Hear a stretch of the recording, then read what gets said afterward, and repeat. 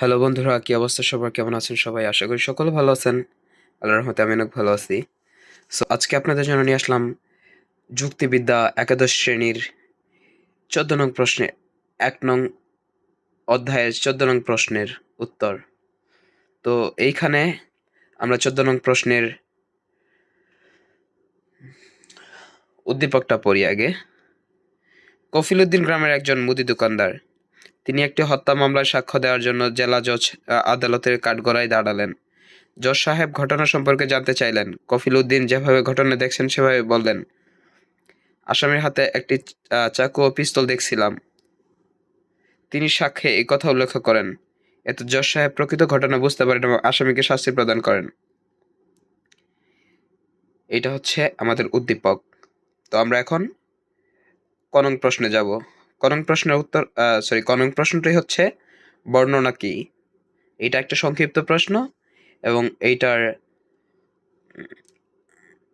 Mark হবে ১। So আমরা ক নং প্রশ্নের উত্তরটা দেখি। যে প্রক্রিয়ার মাধ্যমে একটি পদকে সহজ ও বোধগম্য করে প্রকাশ করা যায়।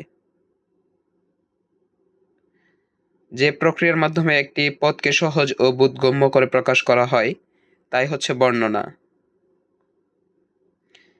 খ নং প্রশ্ন, আনন্দ হচ্ছে বেদনার অভাব, সংজ্ঞাটি সঠিক নয় কেন? খ নং প্রশ্নের উত্তরটা দেখি। আনন্দ হচ্ছে বেদনার অভাব, সংজ্ঞাটি সঠিক নয়, কারণ এখানে চক্রক সংজ্ঞাজনিত অনুপপত্তি ঘটেছে।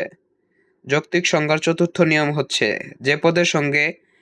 যেসব পদের সঙ্গে দেওয়া হচ্ছে সেই পদ বা তার সমর্থক কোনো শব্দ সংজ্ঞাটিতে থাকতে পারবে না, কারণ সুস্পষ্ট হওয়ার বদলে একই কথার পুনরাবৃত্তি ঘটবে মাত্র। আর এর ফলে যে অনুপপত্তি ঘটবে তাকে চক্রক সংজ্ঞা অনুপপত্তি বলা হয়।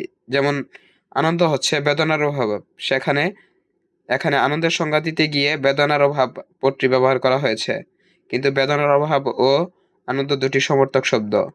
ফলে বেদনার অভাব দ্বারা আনন্দ পদটি সম্পর্কে নতুন কোনো তথ্য পাওয়া যায় না, এ কারণে সংজ্ঞাটি সঠিক নয়। আমরা খ নম্বর প্রশ্নের উত্তর পড়লাম। তো বন্ধুরা, ভিডিওটি কেমন লাগলো সব অবশ্যই কমেন্টে জানাবেন।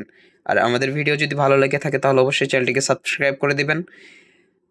এই চ্যানেলটির মেইন মালিক আমাদের কাছে চ্যানেলটি বিক্রি করে দিয়েছে, তাই আমরা এই চ্যানেলটিতে আমাদের পড়াগুলো পড়াচ্ছি।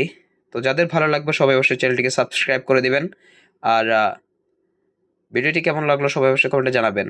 সবাই ভালো থাকবেন, সুস্থ থাকবেন। আল্লাহ হাফেজ।